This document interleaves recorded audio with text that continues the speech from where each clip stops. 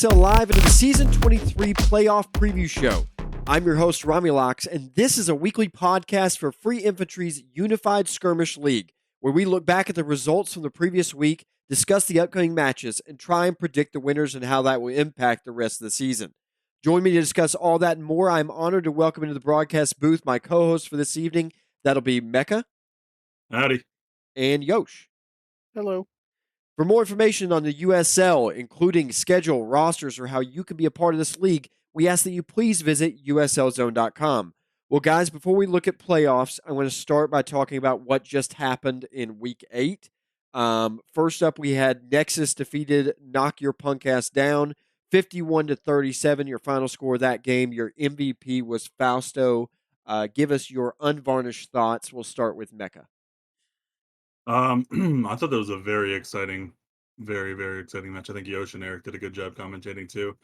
I think there was some mistakes, even though this is the last team or last game for some of these players on these teams. I think it was a Cave Beast Bowl. I think there was a clear winner that came out of the Cave Beast Bowl. So I think that was huge. Some other things secured as well. I think Draco had a great game at 13-5. Jake leading went 10-4. Fausto coming in for Bowen was huge. And then, Septicemia looked pretty good as Ripper 9-7. Fizz going 9-9 LMG. We've been saying all year he should be playing LMG and not Medic. So it was good to see a good fun game. It was really, really close at times. I think NYPD even had the lead a few times. But then Nexus started to pull away at the very end and got some key victories at the end of the game. Yeah, this was wildly entertaining. A couple of people that stand out for me were Septicemia playing Ripper going 9-7. Did a really good job on holding just back a lot of pushes. Center was the standout player for both teams, in my opinion. He played the best I've seen him play ever, which is good to see. I want to see Bowen do a little more. I want to see him get in there in the off season, maybe sure up a couple things, ask some people for some help, and really get back to War Dogs Bowen, where he's out there being a big producer because Nexus need him to do that. Yeah, it was a fun game to play in. I definitely enjoyed it. These games are a lot more relaxing than some of the others for my team for sure. Uh, but I agree with what you guys have said. The names you've mentioned, Draco had a fantastic game. Jake did start leading in the beginning. He led for the first 8 minutes or so, and then Fausto came in and kind of took over, and then they kind of co-led for a little while. So it was kind of a different thing at first. Yeah, we did have some guys that weren't necessarily producing as much, but it wasn't. It just felt off at the beginning. And you're exactly right. NYPD was taking advantage of that in the beginning. They did hold the lead for I think the first 10, 12 minutes of the game actually, maybe a little more than that. Septicemia did a really fantastic job, and I agree that Thiz and Yami both had really good games as well. Good to see the CTFers show out. We kind of talked about that in the preview show for Week 8 that we thought that would make it a fun game, and it absolutely did from playing in the game. I would congratulate NYPD. Way to show out. Way to finish. Way to never forfeit a game this season. Congratulations to them. I think there's actually a few players that'll come out like Posty, Thiz, and Yami in particular, who I'm excited to see their careers in USL. I think they have a lot of growth potential. Septicemia also came back and didn't troll this game, and I think that was pretty cool to see with his team as well. As far as for Nexus, I don't know what happens next season, but really enjoyed playing with these guys. Really cool to see guys like Phony come back. The man's a legend, and for him to be playing on the same squad as you is really cool. And there was a bunch of guys on this team that I enjoyed playing with. I don't think it went the way any of us wanted it to, but there's always next season, and I think there'll be improvement for each of these guys. So we'll look at it. Anybody have any final comments about NYPD or Nexus before we move on to the other squads, which are coincidentally all playoff squads as well?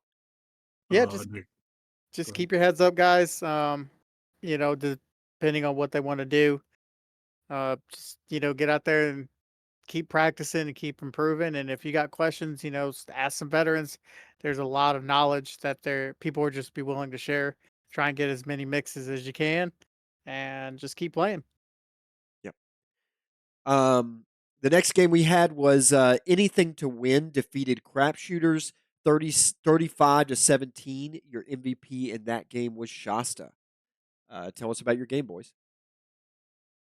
Yeah, obviously it's a lot slower than we thought it was going to be. I think half of the battles, maybe 75% of the battles, were on the cliff or right by the cliff from Crapshooter's base. So obviously that wasn't great. Being 35-17, I don't know why Crapshooters played so slow. They did have one of the worst ambushes I've ever seen on a Vision Bug South first play of the game. They had three guys there, and I think they got one kill. I think they killed Jeff because Jeff was all the way deep, and that was after the other team had came over the rock, and it was basically a 7-on-4, and then they got wiped after that. So I think if they want to ambush Vision Bugs, that's okay. If they're on the map, it's at this point, if they're on the map, then it's our fault as a community for leaving them there, so they can use them if they want. I don't think it's abuse. Um, but they need to practice that. I mean, that's just crazy to have that. And then, When you see the yeah, game back, I think you'll see that, I was calling out, you need to have naded there. They shot one yeah, law at the wall, and if they had all thrown a grenade, I think it would have been completely different. It was it was a botched ambush, and ATW yeah. capitalized hardcore. So I recorded the video myself just from my point of view, and I was one of the guys south. I was in the building, and I kind of came around, and yeah, they didn't throw one nade. They threw a law like behind Jeff, which propelled him into them, and then they just kind of got killed from there. So they need to practice those ambushes because that could have been huge. They could Yep. go up 7-1 there, and then 7-2 or whatever they do, and then if they go up in that battle, then they can play slow, and it's a lot more effective to play slow Momentum when you're in game the lead. changer. It would have been huge. Exactly. Oh shit, we have the 7-1 lead on ATW. Let's play our game, play slow it down, just pick them off. I was also disappointed no battles north. There was a semi north battle on the northwest of mid, but that was about it for that. So I want to see more battles north on that. I don't know how you encourage more battles north. Back said put the DSs on the top of the map so people come out north. So that could be cool. And there is some map tweaks. I said the southeast needs to be fixed because the southwest is such an advantage to fall through, where the southeast is just open killing field. And you saw it in the Paypigs Warhawks match too, where Warhawks just all pushed through there. So some slight map adjustments, but overall, I think the map played pretty well in this match. Yeah, this is playoff, pretty much a playoff preview. Couple good things from crap shooters is you had England and Ninja. Those guys they played pretty well together. Crucial. Yeah, they played pretty well. The one person I expected to see in the lineup that wasn't there is Oct. That I felt like they kind of missed his demo Hmm. and could have used that over like Uni, right? Especially if you know you're going to be ambushing. And I assume that he's the one that found most of those vision bugs. Then he should be playing, right? Like, imagine if they would have had a demo on both of those plays. They would have killed us, right? Instead of going like, you know, Yeah. 7 for what or whatever it was. Um, Overall, I think it was a rough game for our medics. Um, I don't think they played particularly well, but good enough to get the job done.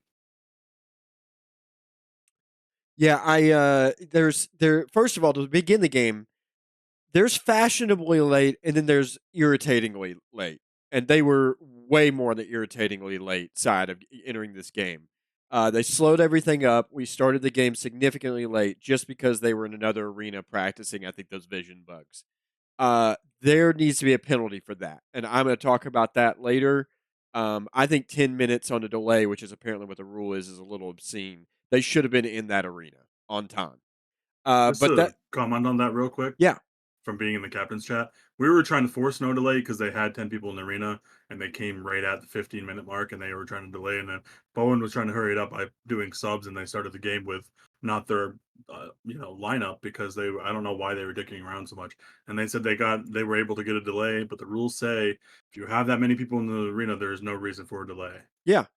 So it was just kind of disjointed. I don't know why you'd wait till 14 7:14 to enter the arena when your game's at 7:15. I'm pretty sure the rules say to show up, 5-10 minutes And before your game. there's So gamesmanship like the vision bugs we were talking about, and then there's this. This is Mhm. shithousery. This is not gamesmanship.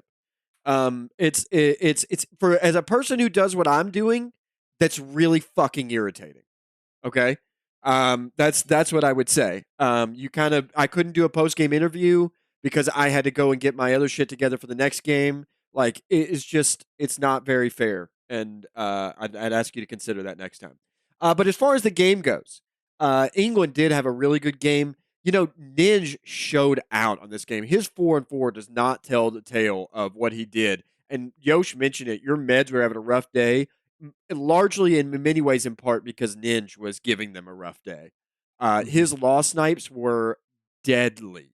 And he was just on point. I called it. The first one was amazing, and I said he's going to do it again, and then he did it like maybe 10 seconds later. And he just did a really good job of holding you guys at bay. I agree that the botched ambushes were that could have been such a huge momentum swing, and they really missed an opportunity there. Um, Also, back starting with two deaths, that really kind of hurt in terms of momentum start. If Bax had started with two kills like he did, he made it up right afterwards. I think that would have been really big. Bax needs to come out of the gate playing better. But at the same time, ATW played the B squad, and the B squad performed very, very well.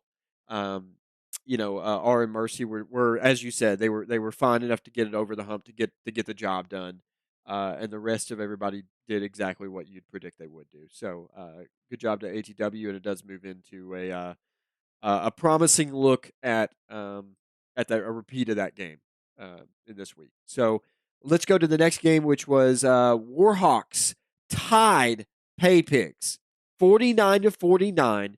Game goes into overtime. Warhawks win it in a 7v7 Marines on Marines. One of the first times I've ever seen that. Your MVP was Stavadine. Mecca, talk about this game. First of all, the overtime was electric. Getting that tie. I mean, I think Slob. I can't remember if it was Slob or Fax died to a Ripper stream under that left blue building with literally 1 second to go to tie it up 49-49. So it was electric ending. But overall, I think both teams played really bad. Like, they both look, I don't know if it was the map or what, but they both look lost out there. There was some significantly bad deaths from really good players in this game. I mean, like Kaga goes 12, well, if I guess if you include the overtime stats, but he went 12 and 10 in the game. Like, you died 10 times to pay pigs in a 50-50 game. I don't know. It was just some really bad gameplay. I'm gonna blame it on the leading on Crimson Valley since nobody's really played it too much. And I'm just gonna say that. But then the overtime, what a letdown the overtime was. We were all Yeah. pumped. Oh man, Pay Pigs came back and tied it right at the game. Let's carry this momentum into overtime. And then they were just Ghost Bomb. We call it somebody. I forget who was commentating, but somebody called on commentary too. He's like, "Oh, Ghost Bomber's gonna be the first death." Yeah, I Sure think enough, Yosh he's and out Eric in said it. yeah, Yeah. he's out in no man's land. Gets killed right away. Kevin gets killed right away.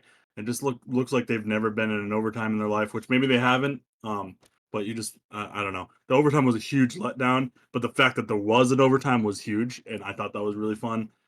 So overall, I didn't think it was a very good game at all, even though it ended up tied. But I think these guys will clean it up and play a lot better in the playoffs. I don't know if they, because the game didn't really matter, if they were just disjointed in the leadership on a new map or what. But hopefully they can clean it up and play better on Urban Decay and possibly KS10 in the next week. So one of the things that I noticed from like Warhawks is they were missing Soul. I think he's a pretty big part of that team, and this showed if he doesn't show up, what they're gonna have to play like. Right? They did look a little lost on the map, and I think a large part of it is just the map itself. It doesn't really suit their style of, keep our groups close and then we're going to overwhelm one team with firepower, take them down and Yeah. then kill everybody else. Right? That's not the map. You can't do that on that map. You have to actually spread out and take even fights. On the pay pig side, um Ghost Bomber, he needs to stop soloing. He's not very good at it. I don't know why he's the one doing it, but that was not good. Typhoon had pretty good RPGs though. Like he was hitting quite a bit of RPGs. That was good to see. Kevin, I think, went like 12-5 or something like that, so he did pretty well. Paypigs were missing Danny. That was pretty Danny, huge. I big, think if you sub in Danny for Ghost Bomber, I think huge. OT goes a lot different. Mhm. Um, Overall, though, I agree with Mecca. It was a sloppy game from both. I think TG even said that. He was like, yeah, most of us are playing PoE or NCAA, right? Mhm. I do think they cleaned this up on the map that we got coming up, which is Urban Decay. I think it favors Warhawks' style a little bit. They've seen this map a lot more than, Crimson Valley. That's the newest one. So Mhm. overall, I think that it should be a pretty good game. And, Paypigs needs to stick to their strategy of slowing the game down, forcing Warhawks to make a mistake. And if they do that, they can win this game. I concur with almost everything you said there, Yosh. I think it was kind of the battle of the demolitions a little bit there. Typhoon and Tactical both. I'm really surprised that Typhoon finished 3-6. That's a great example of a score line not telling what he did. He stopped their push a lot. Almost every shot he took for the first 10 to 15 minutes was a hit. It was crazy. Um, I thought he did a really good job. Tactical was excellent for his squad, though. Probably one of the big reasons they won. I do think that overall Warhawks was off. I agree with what you're saying there. They just weren't. And I attribute it to the map, and I could completely concur with what you're saying that they didn't.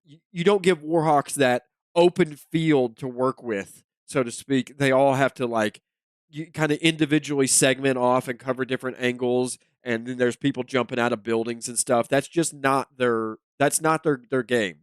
I think that Pay Pigs were able to do some things to work with that. Also, Kevin is playing like a monster right now. But if Typhoon can get the kills too, and if Danny comes in, those three guys, you could see a swing here in this game. And I also want to point out that I think if the game had continued for another 20 seconds, I think that Pay Pigs would have won that game. Um, Agreed. and Agreed. and it's interesting they ended up losing in overtime because that was such a momentum stop to go into overtime. That Pay Pigs was looking like the better squad at the end of 30 minutes. And if they can do that in the championship round, I think they're going to make it really interesting. It is a question, kind of like Yosh brought up, about who is better um, at Urban Decay. Who's got that map better right now? I think it's Warhawks too, but if Pay Pigs play that well with the other guys, that's gonna be very competitive, very fun. Um, with that, let me any other comments on last week, or are we ready to talk about some playoffs? Yeah, just one more thing about that Mhm, match. Nas also played in this match, mhm. and he almost carried Paypigs to a win. That he played Ripper in this game and looked so good I on think this map. I think people should watch that game to see how he played Ripper because I think that is like the most effective way to play the class to divide the field in half and then bring your shots over to one side or the other. He just Mhm. kept it like he made a wall where he was standing every single time, and then he was super accurate on the pushes. Oh man, he was so good. There is one play I want to highlight from him in mid, southeast mid. He was holding the door, ambush, killed Ernie right away. And then Stav came around the corner and killed Stav right away too. So he killed two people in like 5 seconds with probably 10 bullets total. Hmm. So yeah, it's a shame they couldn't have used him. Although that was part of the controversy of this match that Nas got benched for OT, but because it's sevens, you can't use an NT in OT. But people thought that was because they allowed NTs in the regular game that counted, but you wouldn't have been able to use if they went sevens, they wouldn't have been able to use Nas with people in the arena anyway, so it didn't really matter. Yeah. Yeah, I understand that rule. I understand the reason it exists in the first place, and I probably Mhm. think that the right result came out of that actually. Yep. Um, all right, well, let's talk about playoffs a little bit. First of all, let's give the seedings. I'm going to talk about the overall squads, and if you guys have any comments about any of it as we go, let's just take team by team. Um, it's a it was an ending of a season, but week 7 decided it in the game of anything to win versus Warhawks. Anything to Win is your number one seed. They are 9-1 on the season with 673 kills and 214 deaths. I don't think there's any surprise from my end in terms of the way they did it. It's a 3-1 KD. I'm just it was a great week 7, and the guys that we thought would end up on top ended up on top. You guys care to comment on your squad at all? Nah. Okay. I I did Um, hope I did predict 10-0 going into the season, uh huh. so it's interesting seeing us finish 9-1. Yeah. Um, I think people, if they go back to hear my prediction, they will see that you and I were nailed it, and I predicted that Warhawks would give you a fight. So, Mhm. number 2 is Warhawks, 9-1 on the season with 648 kills and 253 deaths. So right neck and neck with Anything to Win, but that game against NYPD, what was it, 140 kills you guys put down?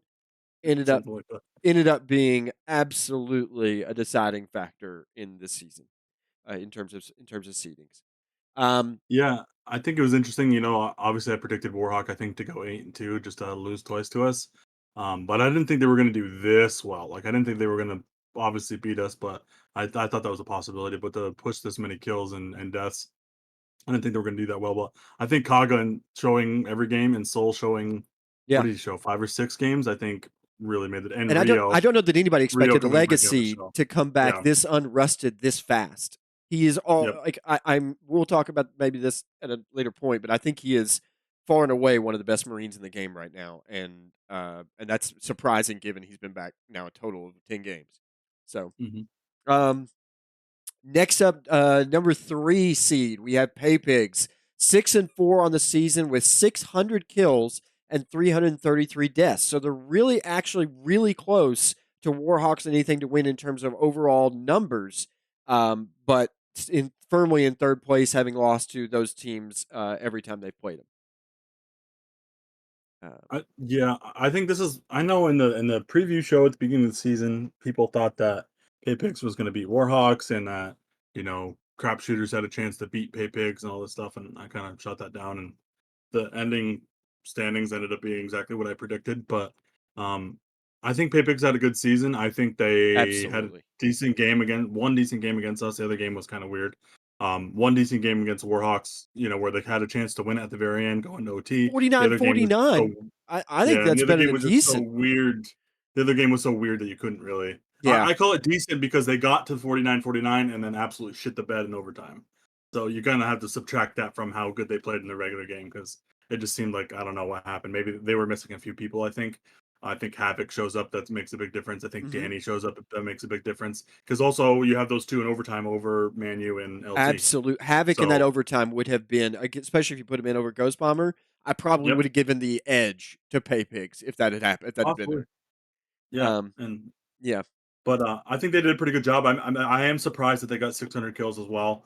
They did a really good job in clearing the games they needed to clear, and then they kept it close against the top dogs by playing pretty passive. But they were able to push sometimes too. Like I think on the Warhawks match we just saw that they were able to push them around. So I think they should have been doing that the whole season and not been playing as passive. But so it's good to see them come out and go 6-4. yeah. Any comment, Yosh, at all? Or you good with that too? nah, yep. Pretty much said it all. Okay. Finally, number 4 seed is Crapshooters. Ended up 4-6 on the season. Their four wins of being Nexus and NYPD each time couldn't get us a win on the other 3, but some good games in there with 456 kills and 418 deaths. Any comment thoughts, Mecca? Yeah, I think this is about again where I expected them to be. Um, they didn't do awful against the top squads. There was a few really bad games they had, like that Warhawks one came to mind where for some reason Pisser just runs it down mid. And then the last week of the season, he plays it super close against Anything to Win. If he would have played like that versus Warhawks in the first one, um, you know, I think the season turns out a lot better. I think if they play that way against Crapshoot or Pay Pigs as well, their season would have been a lot better. So I'm not sure why he plays that way against Anything to Win and not the other two squads because I think they legitimately had a shot to beat Pay Pigs if they had the lineup they did later in the season. If those guys showed up Mhm. against Pay Pigs and they played conservatively, they had a shot. Against Warhawks, they had a shot. They had a shot against us. They only lost by 18 against us. So I would have liked to see some consistency in the leadership. I know that um, the squad kind of bounced around with who was in, who was out, which is unfortunate too. You have backs missing like I think 4 games versus playoff squads. Um, Hop was nowhere to be found in a few of those games as well. So I think if they had their top lineup all season, ideal, and had some more solid mid play, they could have pushed any squad in the top 3 for a sneaky win. I couldn't say it Y- any better than that. Go ahead, Yosh. Yeah, so this is like Crapshoot just the squad of inconsistency. You didn't know who was going to play week in, week out, who was going to be their meds, who was going to be their Marines, and who showed up. The consistent players on that team, though, shout out to Pister and Sabo. Mhm. Pister, while leading, I think he puts up like 80 kills or something like that, and being the second leading killer on his team. Do So, you remember a better season for Pister than this one in terms of individual play? no, he's done awesome this season. I Not as think a Like, Marine. I Not as a think he's Marine. been pretty fantastic in terms of especially leading and playing. Just, I mean, I'm hats off, man. Like you've done this is one of the more dominating performances from Pister, particularly in terms of kills I've ever seen from him. yeah, he's killed it this season. So that's always good to see from him. Um, I want to see maybe Octavian play probably a little more. I think they could Mhm. use him a lot. Hop, I think they need to play a little bit more. He's been crucial Uh, all season. yeah, and I think probably if I was them, maybe give up on Uni and Pandy. You know, just I hate to say that, but I mean, they haven't played well in the games that they've been in. everybody has good seasons and bad seasons. That's for sure. And I think I can completely concur that I think both those guys are in a slump right now. Although I think Uni is probably more informed than Pandy some most weeks. Um, Yeah, I completely agree with everything Mecca said. I think he hit the nail on the head. But you do have guys like Sabotage, Ninja, England, and Pister who are capable of doing it. Um, Crapshooters can easily be the dark horse of of these playoffs if they just came alive and started working together, which I think they're capable of doing. Is it likely? No. But is it possible? Yes. And that'd be really cool to watch if it happened. It'd be a very Cinderella story for a playoffs. Um, okay. Any final comments on any of the teams or the playoffs competition this season? Yeah, Negative. Okay. How playoffs is going to be played? We have map selection by voting. We have arrived at the semifinals are going to be played on Urban Decay, which I think has been pretty popular with a lot of people. It's very interesting in terms of it changes a lot of play styles, and you really can't run on that map from fights, which I think makes it for an interesting semifinals game. And then finals is going to be on KS10. It looks like I think the voting is still open right now, but KS10 currently has 20 votes, which is 54% of all the votes. So I think it's probably going to run away with it. You like those maps, guys?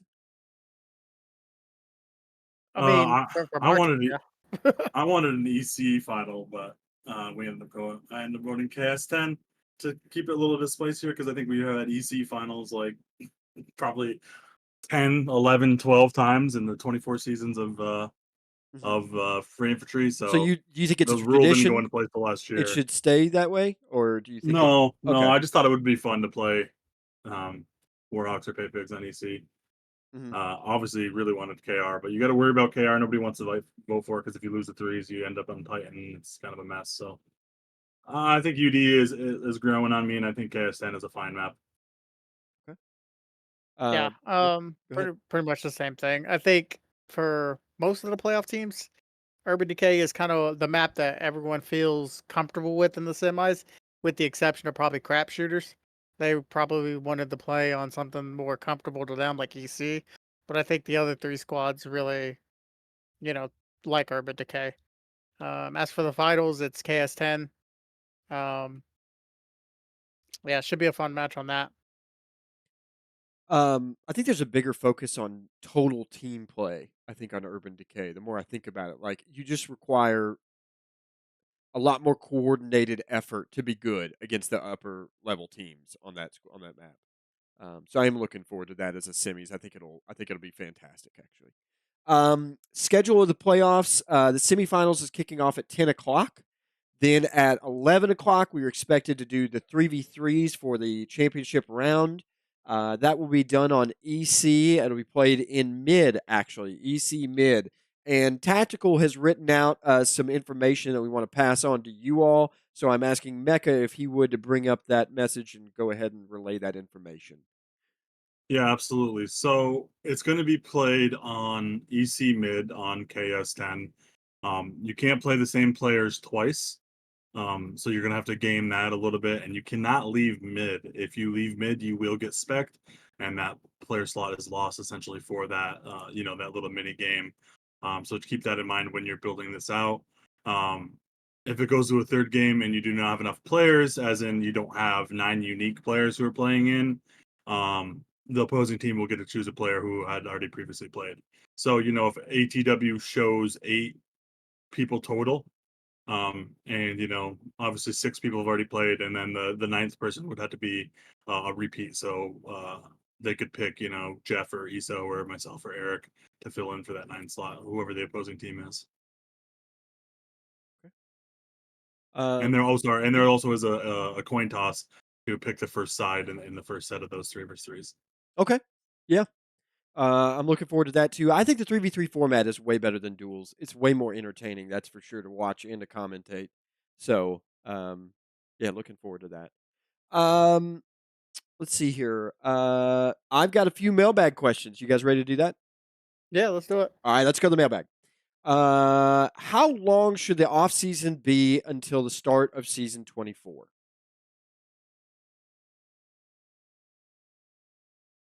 I think it needs to be a long time. We were talking kind of in the pre-show that Labor Day kind of falls in a weird spot. So if you're doing 4 weeks, you might take Labor Day weekend off. If not, um, I don't know if everybody's going to show. I know it's weird for everybody to think about Labor Day when we have a bunch of Canadians playing and stuff. But it's September 2nd this year. So, but a lot of Americans travel on that day.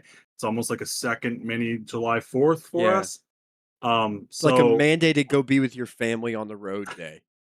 yeah, fly across country, see your fucking family, pay triple in plane Yep. tickets kind of day.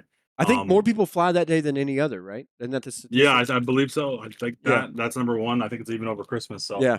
if I were the admins, I would try to avoid that day. And even if you did 5 weeks, that would get past that. So I think 4 weeks would probably be a mistake because I think that would end up being played right on then. So I would go at least 5 weeks if you can to avoid Labor Day. So just start the week after Labor Day if you can, or 2 weeks after. Yeah, I think 5, 6 weeks is plenty of time. I know CTF is planning on doing something during the off season, so that's cool. If you can support them, go play CTF. I think we're gonna do an all-star game or something like that. That'll be entertaining, and it just gives people enough time to really formulate squads, and gives staff time to make rule changes and stuff like that. Completely agreed. We do want to encourage people to support CTF. In past seasons, we've had the issue where if people stopped playing, we thought that there would be such low activity that people just wouldn't log on again. In the past few seasons, we haven't had that concern anymore.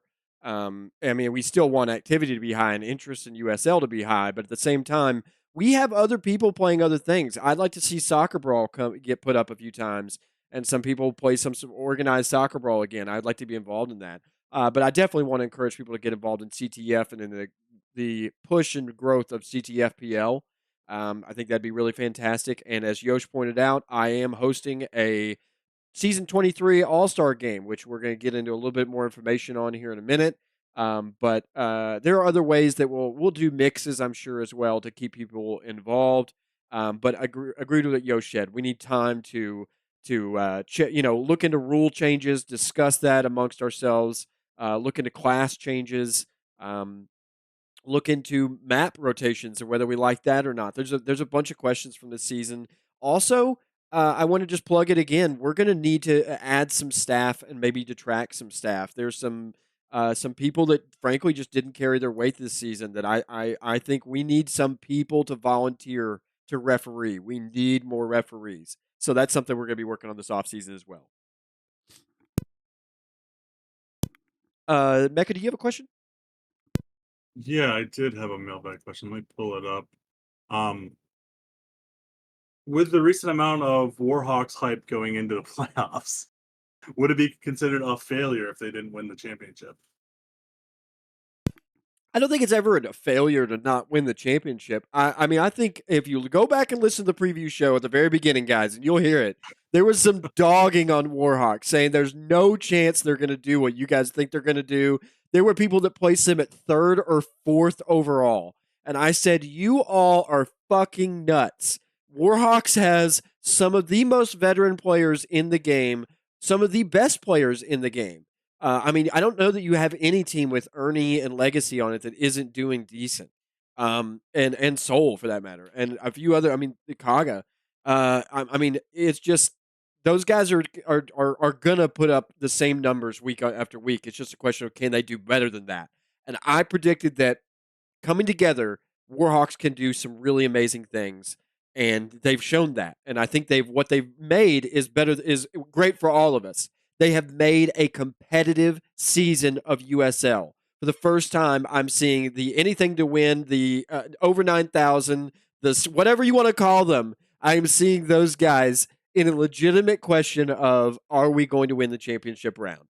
And I think that's good for the league. And so I don't think it could be a failure if they lose. I think it only could be success. Either way, whoever wins, it's going to be a great championship game, and I look forward to calling that shit. Yeah, I would agree. I don't think it's necessarily a failure. I do think this is a really good shot for Warhawks to win. I think they have a really good roster. If Kaga and Soul both show, I think that they will give Pay Pigs a hell of a game in the semis and possibly anything to win or Crapshooters a hell of a game in the finals. I I mean, think it's going to be close either way. that's putting the cart before the horse, though. I want to be clear. Pay Pigs or Crapshooters could do this. I don't want to say that Warhawks will definitely be in the final. I think that's on paper what people would say would happen. I mean, they were 9-1 on the season, but this is one of the most competitive playoffs I have seen in USL, and I'm excited. I'm excited to see this weekend. Yeah, So go ahead. I think if you're Warhawks and you don't win this season, it sucks, right? Because I think rumor is this is Kaga's last season. He's got some he's about to welcome an addition to the family, and that's it. Without Kaga, ooh, He's just gonna who's gonna die step in? as soon as he has his kid. He's just dead. He's just Well, I gone. mean, he's not gonna play. I know. I'm just. Yeah, so so I think the goal for them is to win, right? And anything else is, yeah, you had a decent season and everything, but they put the roster together to win. Yeah, it would be rather sad to see them come this far and not be able to do it. I think it's the closest they will have come to being able to topple Sov, and I think that's exciting for everybody to watch. I think it's. I mean, there's a lot of drama built up around this playoffs, and that makes it just all that much more fun to spectate, all that much more fun to commentate. So everybody needs to stay tuned this Sunday to see what happens. And if Pay Pigs, if Crapshooters end up in that final, more power to them. That will be an even greater story to commentate, frankly. But anyway, um, anybody have anything else on that question? I got a couple more questions to go. Nope. Okay. No, just- There's always already a discussion of how the squads are going to be reshaped next season. Should backs be allowed to captain a squad? Of course. We're all, That all goes okay. that goes without saying. Like, he's done nothing wrong. I mean, besides well, the 2 suspensions this season alone, right? I mean, so one of them I didn't agree with, right? He didn't hurt anybody but his own team, right? And if you're Pister, you knew that going in. But I think you would have to acknowledge it's not something we necessarily want people to do, right? To I mean, spam private chats in public. yeah, I mean, it's not ideal, of course, but like he didn't break any rules or anything like that. So Well, I think yeah, respectful. I mean, Rule 1.1, right, is respectful conduct. I think that does in fact violate some spirit of the rule. It's maybe a question about is it so severe that it deserves a suspension penalty? And I think that's the better question. No, I mean, I don't think he deserves any kind of penalty. He should be allowed to do what he wants to do. If he wants to captain the squad, all power to him. He should have no penalties or anything like that. Um, he hasn't done anything like until he proves to like break like a serious rule. He shouldn't be penalized. I don't Well, even think it's a question. there's no question that that would not have happened to him like that if he had not specked all in a in a squad SB right before the season started. Yeah, That's the reason that conduct was dealt with so harshly, was because it was already a zero tolerance policy for him. I agree though. I think ultimately he should be able to have a squad if he wants to. I think Bax is generally overall good for this league. We talked about it earlier. There were Fetty Alice was the original that I remember. There was Minnick. There's been a number of guys in this league who have played the backs role, and some of them have been royal assholes, much more so than backs, frankly. So, yeah, I support him making a squad if he wants to. So, let's see here. What new rules should be implemented for season 24? Hmm. How about 8-man squads? How about that? What do we think? 8-man squads. Like, not 8-man squads, but 8 players on the field. Sorry, Oh, Default. as a default. okay. Yeah, yeah. I mean, I'm all about that. I was about to say 8-man squads. No, I think like you what? I think you raise Fives. the squad limit to 15. I think in order Yeah. to do it, but then you go 8-man's. That you start at 8, and there has to be a captain's agreement to go below that to 7, and I think So seven's the bottom cutoff. so here's the thing. The issue with the rosters in general is we start out 12 to encourage more plays or more diversity in squads, Yes, right? So, yes. oh, I can't join that squad, so I have to start a new one. We don't need to enforce that. That's just going to happen. You join a squad, you look at the roster, you're thinking, shit, I'm I'm not not going to getting start on the playtime. squad. Yeah. I'm going to leave. And they should have that conversation with the captain. So I don't Mhm. think that we need to start 12s. I think that delays people joining squads because I think you see free agents trying to join, and then it's like, oh shit, you can't join yet. I only have 12. You're gonna have to wait a week, and I think that just stops the momentum of the beginning of season, that early, um, recruiting class when people were narrowing it down to their top three, top squad, what offers they have, all that kind of stuff. So I think that we should just start out with 14 and then, have that flexibility to move up to 15. Mhm. Because I mean, how many people were left in free agency? Not saying that they were going to join squads, but I Yeah. mean, you end up having Nos, which is a different case because I just don't think he was going to play early season. But you have 3K, Smackrock, Trizens, Tyrael, Astro, Horizon, Dak, Marquis, and Bouncer. I mean, all those guys have played pub in the past couple weeks. Yep. Those guys could all be on squads. Yeah. But a couple of the squads were capped, so you didn't end up seeing. And then you end up seeing pay pigs happen, anything to win. Um, Crap shooters all had games that they showed 7 later in the season, even with the 14 cap. So I think that 15 would really help. Yeah, I don't disagree with any of that at all. I'm trying to think what other rules came up this year. We had the issue of going back into spawn a little bit, but not enough to. Um, I can't think of any other major rules that I would recommend right now. Yeah, I think Ernie's going to take a look at them and read through them again, just to make sure all of them make sense. Maybe solidify the OT rule, explicitly say, you can't use NTs and OT if you have blah blah blah, just to clear up because I know there was a lot of drama with that. Even though common sense says you can't use NTs if you have 7, Yep, even if you allowed NTs in the game. So maybe clean that up, add some extra verbiage there, so there's no room for misinterpretation. absolutely. Yosh, you got any others that you on your mind or? Um, Not really. I mean, I think big thing that should be taken a look at is map edits, right? I think that's the big thing that we should be trying to Oh, focus on. I got one about the 10 minute. I mentioned it earlier. I think 10 minutes Yeah, yeah. is too long to get to an arena.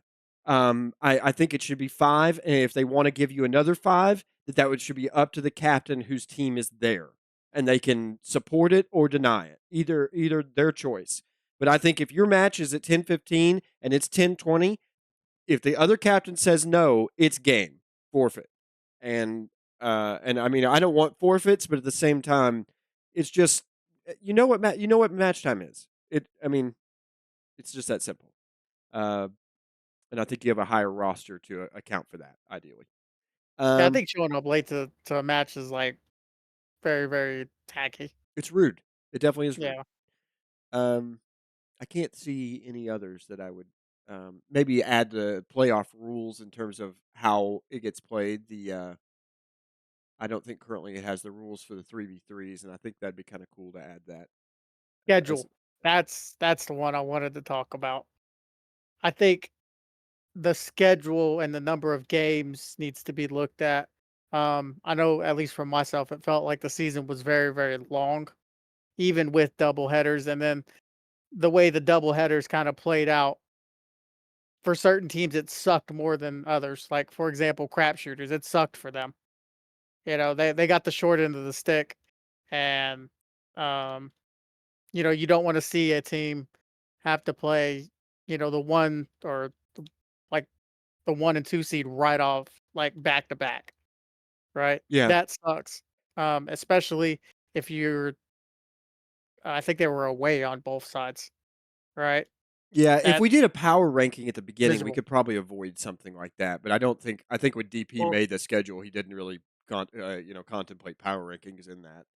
the issue is every year, this happens every year. We wait till the very last second to make a schedule. TP rushes the schedule and just puts it in without thinking. Like we need to have a discussion about the schedule, not just rush it at the very last second, because it can really mean a complete change in standings. Like Yosh was saying about CS, maybe if they don't get that doubleheader, they win one of those games. Maybe it's a better time for them, that kind of stuff. And like we didn't play, for instance, just for anything to win, we didn't play crap shooters till week 6. Uh huh. How do you have a season where you play everybody twice, but you don't play a squad once till week 6? That doesn't make sense. Yeah. I agree. Those kind of things should be fixed, and I definitely agree with Yosh's position that no team should have to play the number 1 and number 2 seed in the same week, especially week 1. Oh my word. Yeah, it happened Um, to us on Deadweight season 21. We played One Love and whatever soft squad was, and just got absolutely crushed on the Kaiser Pass, and it was pretty deflating. I'll say that. yeah, yeah, it's definitely not something that would help the league grow. Yeah. Yeah. Uh, So, I got somebody that sent in something. Should there sure. be, like, a penalty point for, like, infractions for a game, such as being late to things or, like, crossing rape lines? Are we gonna start taking away, like, kills or something like that? Is that Well, something that I think the rules are schedule needs pretty to be talked explicit about? about what happens right now. I mean, if you cross the rape lines, you're supposed to. There, I think it's referee discretion if he wants to give you a warning first, but he can spec the player. If somebody did it intentionally, I think that that's probably an appropriate remedy. In terms of a point system for some of the other stuff, I mean, there's already if you forfeit the game, there's already a tally on that, and your team can be completely eliminated from the league as one of the remedies in that sense. So, I mean, I don't know. I mean, what happened this past week was the only time it happened the entire time. And I just think it could be addressed by just some people being more considerate. I'm not sure there needs to be a rule for that other than to reduce the time that allows for a forfeit to happen earlier because it doesn't need to be 10 minutes. That's just silly. But that's my view on it. Yeah. Okay. Um I've got one question left. We've seen the comeback this season of some notable vets like Abbott and Phony. Who would you most like to see in like a WWE door open returning to season 24? Ooh. Smack Rock. Smack Rock. All right. He's waiting in the wings already. He just didn't join the squad. Yeah, he Uh, hasn't played. I want to see Darth back. Somebody get this guy back. Darth His baby's got to be old enough by now, right? Darth Leave him execute. alone, play some games. It's time Because to he could come bring a back and whole, lead in the whole promised land. slew of players back. Yeah. Get ER back in the game. ER seems to be playing every other season I right would now. love to see System Era reborn. I think that Yeah. would be fantastic. I mean, I imagine Uni would do the same thing. Like, you just got a bunch of guys that are still hanging around, Pandy and Raver, like you mentioned, that are definitely ready to probably go back to that. Um, anyway, that'd be really fun. Yosh, are you anybody besides Smack Rock who is back? It seems kind of cheating. I mean, he's not back until he's played USL, Yeah. right? So I want to see him join the squad next season. Who else would I like to? Me personally, I would Yeah. like to see Prisoner back. He's one Yeah. of my favorite people to play with. Yeah. Um, cool dude. I talked to him on BattleNet and stuff like that. But I Get want to him see back. Tyrael. I want to see Tyrael join the squad next season. That would be good. I think he Who else? belongs in the league. Absolutely. Who else would I want to see? Yeah, that's Herc. I would like to see Herc Yeah. come back. Yeah, he's So made some comments in the forums. Yeah, Devil coming back would be a good addition for several teams. So, anybody else you had in Jane, your mind? Oh, go ahead. Jane. I want to see Jane. Jane, yeah, we she mentioned in chat today. Yeah, I think that she doesn't want to get addicted again, but it would be fantastic to see her come back through that door. Agreed. I would add some people that just were on my mind. Extreme Measure. I'd really like to see XT come back and just find the game again like Phony did. I also would like to see Sky come back. I think that'd be really, really cool to get some medic competition for Iron in there. Um, there's a number of guys from the like Legends of the Past. SKM would be really awesome if Monkey would log in and start playing again. That would be excellent. So there's a few guys I'd really like to see come back. It is always really cool to see who does come back and get to say hi to somebody. The reconnection with Phony, it's so wild. We hadn't talked to each other in 14 years, and he just logs on. It was just so cool. He said he just wondered if the game still existed. Looked it up and he found it online. I think he said he found the YouTube videos or something as well, or somebody Nice. was saying they watched it. So that was really cool. So that was kind of the goal of all this USL Live stuff. So I think it's cool that it's reaching some people and encouraging them to come back. And if you're listening to this, we want you. We want you for USL season 24.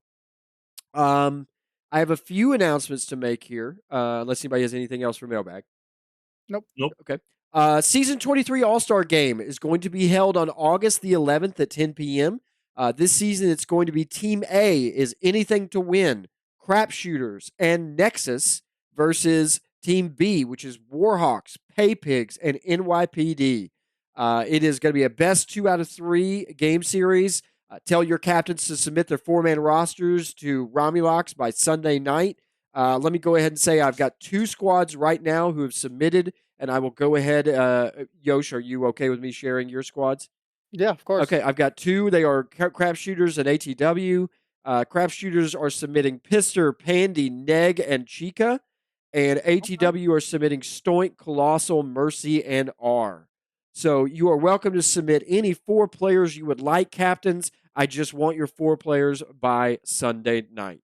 So the game is going to be held the following Sunday. DP is going to help me referee that. I'm going to be doing commentary on the USL Live channel, and it will be recorded and posted for posterity. I always love USL,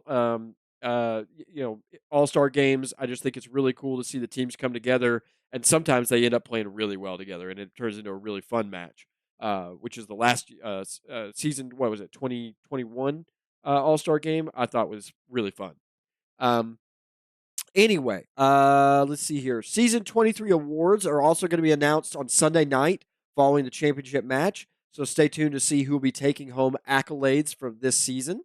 Any final comments on any of that from Yosh or Mecca? Negative. Okay. Nope.